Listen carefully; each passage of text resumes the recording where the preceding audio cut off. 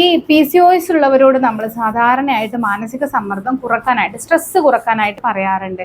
അപ്പൊ ഈ സ്ട്രെസ് കൂടുന്നത് PCOSന്റെ സിംറ്റംസ് വീണ്ടും വീണ്ടും കൂടാനായിട്ട് കാരണമാകുമെന്ന് പറഞ്ഞാൽ നിങ്ങൾ വിശ്വസിക്കൂ? അതിനെ കുറിച്ച് ഞാൻ ചില കാര്യങ്ങൾ പറഞ്ഞുതരാം. അതായത് ഈ സ്ട്രെസ് കൂടുന്ന സമയത്ത് നമ്മുടെ എല്ലാ ഹോർമോണിലും ഫ്ലക്ച്വേഷൻസ് വരും, വേരിയേഷൻസ് വരും, ഇംബാലൻസ് വരും. ഇത് നോർമലായി മാസാമാസം വന്നുകൊണ്ടിരുന്ന പീരിയഡ്സിനെയും വീണ്ടും ആകെ താളം തെറ്റിക്കുകയും PCODയുടെ ഒരു പ്രധാന ലക്ഷണമായ പീരിയഡ്സിന്റെ ഇറഗുലാരിറ്റിക്ക് കാരണമാവുകയും ചെയ്യും. നമുക്കറിയാം PCOSൽ ഹോർമോൺ അസന്തുലിതാവസ്ഥ കൊണ്ട് അല്ലെങ്കിൽ മെയിൽ ഹോർമോണിന്റെ അളവ് കൂടുന്നത് കൊണ്ടാണ് അമിത രോമ വളർച്ച, മുഖക്കുരു, മുടി കൊഴിച്ചിൽ പോലുള്ള ഒരുവിധം എല്ലാ ലക്ഷണങ്ങളും ഉണ്ടാവുന്നത്.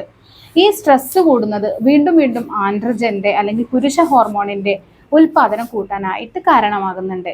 സ്ട്രെസ് കൂടുതലായിട്ട് ഉണ്ടാവുന്നത് ഇൻസുലിൻ റെസിസ്റ്റൻസിനെ കൂട്ടുന്നുണ്ട്. അതിൻ്റെ ഭാഗമായിട്ട് ശരീരത്തിൽ കൂടുതലായിട്ട് ഷുഗറിൻ്റെ അളവ് നിലനിൽക്കുകയും ഇത് നമ്മുടെ വയറിന് ചുറ്റുമുള്ള ഫാറ്റ് ഡെപ്പോസിഷന് അല്ലെങ്കിൽ അമിതവണ്ണത്തിന് കാരണമാവുകയും ചെയ്യുന്നുണ്ട്. പിന്നെ PCODയിൽ മാത്രമല്ല, സ്ട്രെസ്സുള്ള ആളുകളിലൊക്കെ എപ്പോഴും ഒരു മടിയും ഒരു ഊർജ്ജക്കുറവും ക്ഷീണവും ഒക്കെ ഉണ്ടാവുന്നതാണ്. അപ്പോൾ PCOD ഉള്ളവരിലാണെങ്കിലും അല്ലാത്തവരിലാണെങ്കിലും സ്ട്രെസ് മാനേജ് ചെയ്യുക എന്നുള്ളത് നമ്മൾ ഹെൽത്തി ആയി ഇരിക്കാനുള്ള ഏറ്റവും നല്ല ഒരു മാർഗമാണ്.